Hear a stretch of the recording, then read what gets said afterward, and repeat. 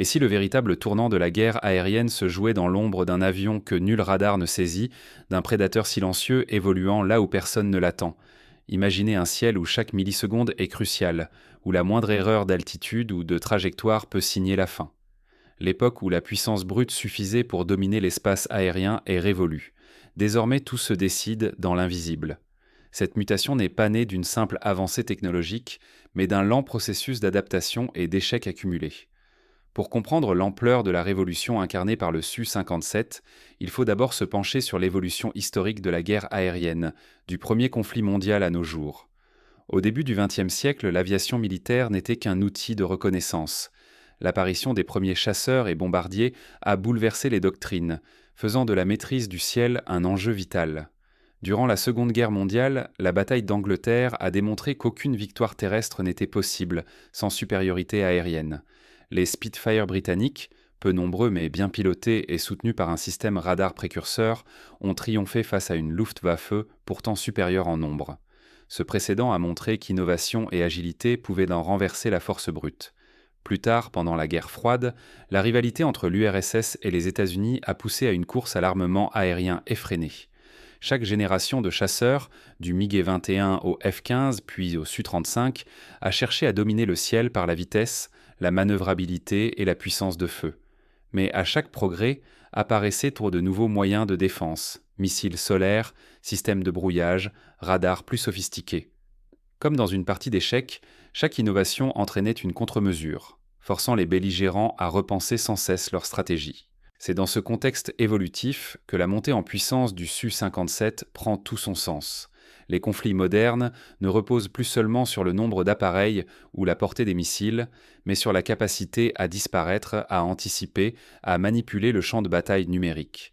Les pilotes d'élite, épaulés par l'intelligence artificielle, affrontent des réseaux de défense occidentaux intégrés, interconnectés par l'OTAN, un échiquier en 3 dimensions, saturé de radars et de missiles, où chaque mouvement est instantanément traqué et analysé. Pour illustrer la complexité contemporaine, prenons l'exemple du théâtre syrien au début des années 2020. Les forces russes ont rapidement compris que multiplier les frappes ne suffisait plus. Les défenses adverses, mobiles et interconnectées, pouvaient absorber les attaques et riposter en quelques minutes. À chaque raid, des AWACS américains guidaient enfin les chasseurs locaux, tandis que des batteries patriotes verrouillaient le ciel. Les signaux radars étaient se fusionnés avec les données satellitaires, créant une bulle défensive quasi hermétique. La force de cette défense résidait dans l'intégration totale des moyens. Face à ces forteresses électroniques, les tactiques d'hier ne suffisent plus. Inonder le ciel de leurres ou lancer des salves massives ne trompe plus personne. La supériorité ne vient plus de la force, mais de la capacité à contrôler l'information avant même que l'ennemi ne sache qu'il est visé. La guerre aérienne s'est muée en duel algorithmique, où l'homme fusionne avec la machine pour survivre. Pour mesurer l'ampleur du défi, rappelons le sort du F-107 lors de l'opération Allied Force au Kosovo en 1999. Malgré sa furtivité, cet appareil américain a été abattu par un missile solaire serbe, grâce à une adaptation tactique locale, coupure de radar, embuscade et exploitation des failles de la doctrine furtive. Mais ce succès était l'exception qui confirmait la règle. La furtivité et la guerre électronique allaient devenir les pivots des conflits à venir. C'est dans ce théâtre d'opérations saturé que le Su-57, joyau de l'ingénierie russe, entre en scène. Furtif, hyperconnecté, il ne se contente pas d'esquiver les radars. Il est l'architecte d'un nouveau paradigme. Relié en temps réel à des drones, à des satellites et à d'autres unités, il façonne le champ de bataille à sa guise, transformant la surprise en arme absolue. Le Su-57 n'est plus un simple avion. C'est un système de systèmes, une plateforme capable de déjouer les défenses occidentales les plus avancées, de s'infiltrer là où tout semblait verrouillé. Il promet de rendre obsolètes les doctrines établies, de rompre l'équilibre des puissances et d'imposer une domination invisible. Pour comprendre la portée de cette innovation, comparons avec l'apparition du char d'assaut pendant la Première Guerre mondiale. À l'époque, les tranchées semblaient imprenables, les pertes humaines s'accumulaient et la guerre de position paraissait sans issue. L'arrivée du blindé a bouleversé les équilibres, forçant tous les acteurs à revoir leur stratégie. Aujourd'hui, le Su-57 joue un rôle similaire. Il transforme le champ de bataille aérien, brise la linéarité des affrontements et impose une logique totalement nouvelle. Ignorer ce bouleversement, c'est risquer de voir la sécurité d'un État s'effondrer sans même comprendre pourquoi. C'est accepter une défaite silencieuse, une perte irréversible de souveraineté face à un adversaire qui maîtrise l'art de l'invisibilité. Mais comment ce chasseur a-t-il pu renverser les règles du jeu? Pour saisir l'ampleur de cette révolution, il faut d'abord comprendre le contexte et les défis inédits du champ de bataille moderne. La montée en puissance du Su-57 ne s'est pas faite en un jour. Retour sur les enjeux et les failles qui ont ouvert la voie à cette rupture. Pourquoi la supériorité du nombre ne suffisait-elle plus à conquérir le ciel? Remontons à la guerre du Vietnam où les États-Unis, malgré leur supériorité numérique, ont peiné face à une défense nord-vietnamienne agile. Les SAM, les embuscades aériennes, la mobilité tactique ont infligé des pertes inattendues à une puissance pourtant écrasante. Ce précédent a enseigné à toutes les armées modernes que le nombre ne garantit rien si l'ennemi maîtrise l'information et la surprise. Au début de la troisième phase du conflit, la guerre aérienne devint un duel d'ingéniosité. La Russie déployait ses fleurons, escadrilles de Su-35, Su-30 et Su-25, tous modernisés et redoutables dans les affrontements classiques. Leur objectif, soutenir les forces au sol, repousser l'avancée ennemie et maintenir la suprématie dans les airs. Mais en face, l'ennemi n'était pas isolé. Il bénéficiait d'un soutien massif de l'OTAN, réseau de radars interconnectés, batteries patriotes américaines, système SAM norvégien, communication en temps réel grâce aux AWACS et aux satellites. Tout concourait à une bulle défensive quasi impénétrable, chaque mouvement scruté, chaque menace rapidement ciblée. Prenons l'exemple concret de la bataille pour le contrôle du Donbass en 2024. Chaque incursion russe était immédiatement détectée, les missiles solaires entraient en action en moins de 3 minutes, et les chasseurs ukrainiens, guidés par des relais de données, coupaient-ils les axes d'approche. Les pilotes russes devaient voler à très basse altitude, raser les reliefs, et improviser en permanence pour éviter d'être pris dans les feux croisés. Malgré leur nombre, chaque mission devenait un pari mortel. La force de cette défense résidait dans l'intégration totale des moyens. Les radars terrestres, les capteurs aériens et les données satellitaires étaient fusionnés en un réseau réactif, capable de détecter et de contrer la moindre tentative d'incursion. Les pilotes russes se retrouvaient piégés dans un espace où chaque mission devenait une partie d'échec mortelle contre des adversaires invisibles.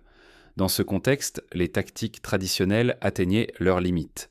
Les missiles anti-radars, autrefois redoutés, semblaient désormais dépassés. Il suffisait aux défenseurs de couper ou de déplacer leurs émetteurs pour éviter l'impact. Les positions changeaient en quelques heures, les réparations s'effectuaient en quelques jours, et l'ennemi renouvelait sans cesse ses schémas de défense. Pour illustrer cette adaptation, rappelons la stratégie Schutzschutzanalysant. C'est un shoot and scoot utilisé par les forces ukrainiennes. Chaque batterie de missiles solaires tirée puis se déplacer dans l'heure, rendant toute riposte classique obsolète. Même les bombardements de drones se heurtèrent à la mobilité et à la dispersion des moyens ennemis. Le nombre de chasseurs ou la puissance de feu ne garantissait donc plus la victoire. L'enjeu était devenu la survie même de l'aviation russe. Sans domination aérienne, impossible de protéger les fantassins, d'anticiper les offensives ou de garder la main sur la stratégie. Chaque envol devenait un pari risqué, chaque pilote affrontait la mort face à un adversaire qui voyait, entendait et réagissait à la vitesse de la donnée. Il était clair qu'une simple évolution ne suffirait pas, il fallait une réelle rupture technologique. Ce n'était plus une question de quantité, mais d'inventer une nouvelle façon de mener la guerre dans les airs, contre un adversaire capable de tout voir, tout entendre et de s'adapter à une vitesse inédite. C'est alors qu'un nouvel acteur fit son entrée, porteur de tous les espoirs comme de toutes les craintes, le Su-57, joyau de la 5e génération. Mais comment cet appareil, conçu pour défier les radars, allait-il bouleverser les règles du combat aérien? L'arrivée du Su-57 promettait de réécrire le scénario aérien. Mais entre rêve de toute puissance et réalité opérationnelle, tout restait à prouver. Que peut réaliser le Su-57 que ses rivaux n'osent même pas imaginer? Visualiser une première offensive où, en une nuit unique, centre de commandement et radars ennemis s'évanouissent, frappés dans un silence parfait. L'ennemi, persuadé de son invulnérabilité, scrute le ciel, ignorant que le Su-57 s'avance déjà, invisible, ses armes dissimulées, pour effacer toute trace radar. Pour mieux saisir la portée de cette mutation, imaginons un scénario.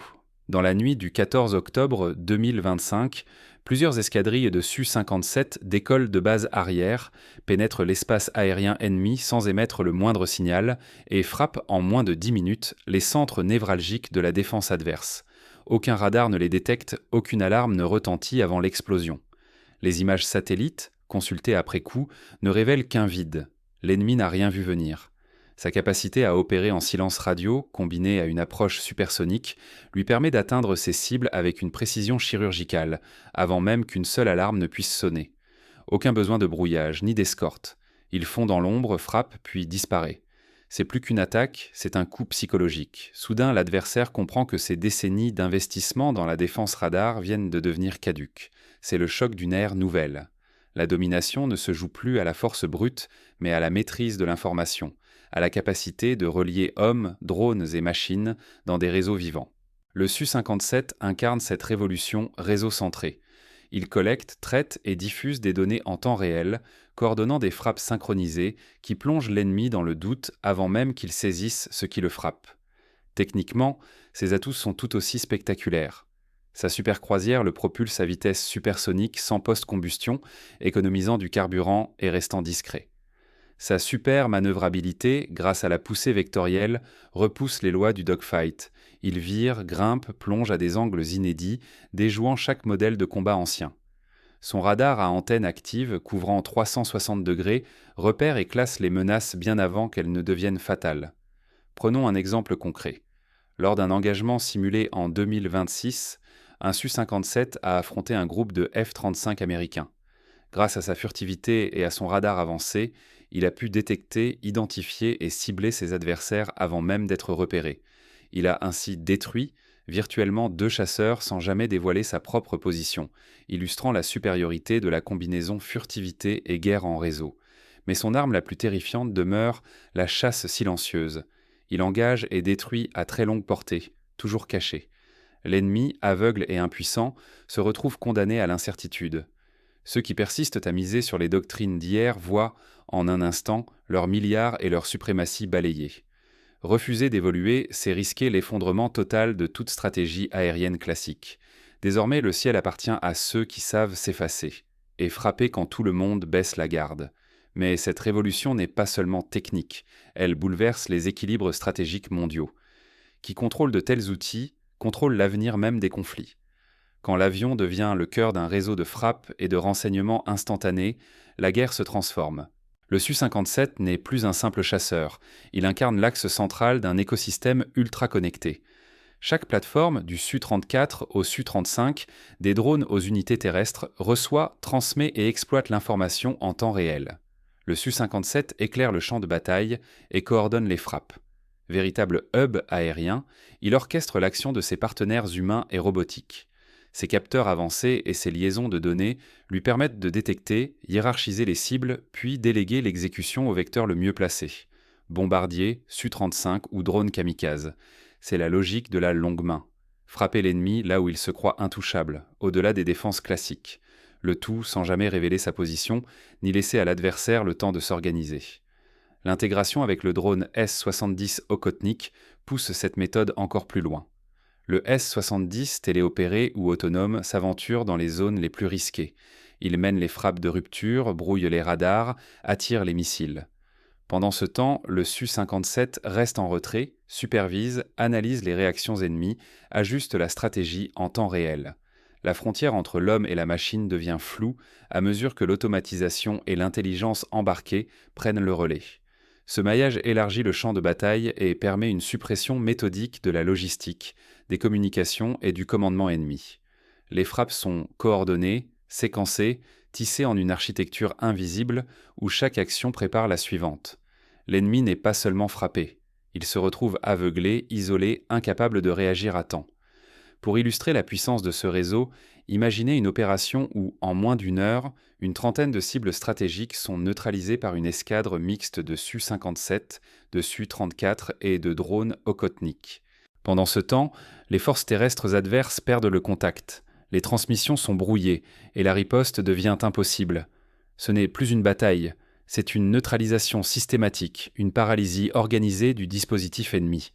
C'est une révolution tactique, mais aussi stratégique, Détenir un tel réseau, c'est imposer le tempo, briser la coordination adverse et s'emparer de l'initiative. La suprématie ne dépend plus du nombre d'avions, mais de la maîtrise de l'information et de la synchronisation entre moyens humains et autonomes sur tout le théâtre d'opération. Le danger? Ceux qui n'évoluent pas risquent l'effondrement pur et simple de leur dispositif militaire. Affronter une force qui frappe sans être vue ni anticipée, c'est accepter la possibilité de perdre sans même comprendre comment.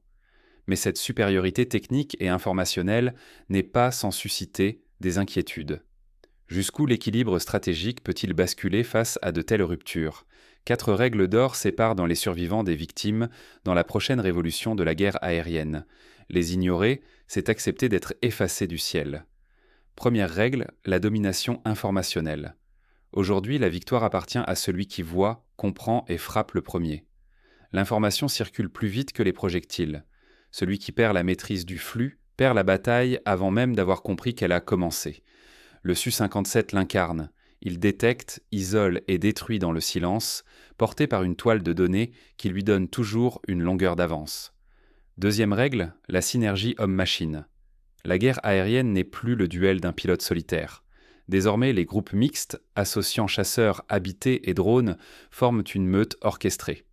Le pilote devient chef d'orchestre d'un essaim intelligent où chaque machine étend la vision, la portée et la puissance de feu du groupe.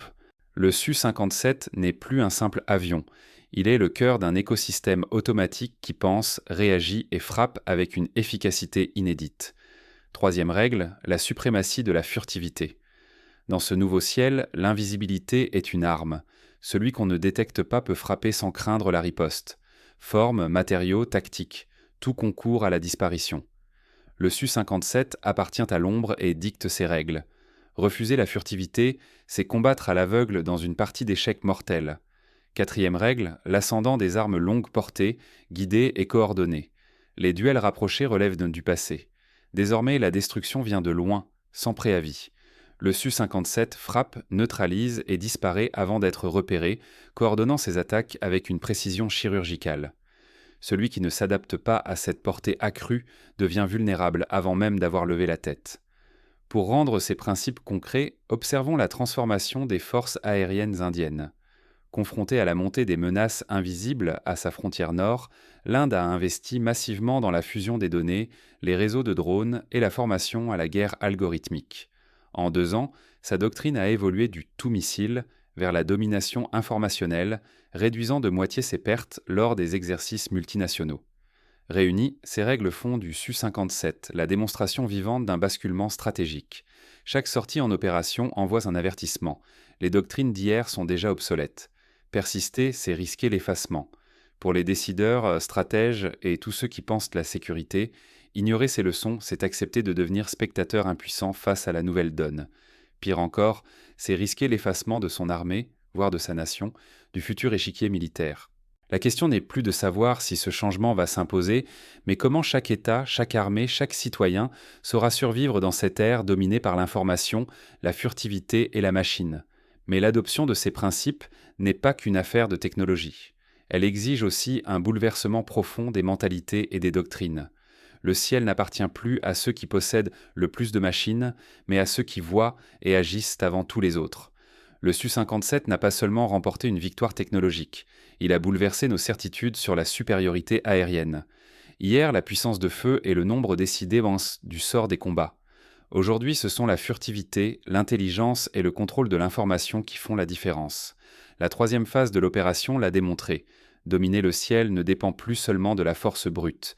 Il faut percer les défenses sans être vu, semer la confusion dans les réseaux ennemis, frapper au cœur tout en restant insaisissable. Le Su-57 et ses alliés autonomes, agissant comme des chasseurs invisibles et synchronisés, ont imposé une rupture stratégique brutale. Ce bouleversement doit nous alerter. Négliger cette révolution, c'est s'exposer à l'effacement. L'histoire militaire est pleine de puissances balayées pour n'avoir pas compris à temps l'importance d'un saut technologique. Aujourd'hui, la rupture, c'est la fusion de l'humain, de la machine et de l'information. À l'ère de la guerre en réseau, détenir le secret du ciel revient à dicter la paix ou la guerre.